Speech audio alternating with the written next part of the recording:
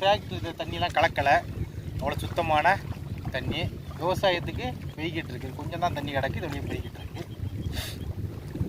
சரி, இப்போ என்னென்னா நிறைய ஊருக்கு இதில் தண்ணி வந்து யூஸ் ஆகும். நிறைய மடை இருக்குது. இதில் பெரிய மடை தான் இந்த மடை நான் இருக்குது பாருங்கள். சரி, பிற காமிக்க அதில் பெரிய மடை இருக்குது.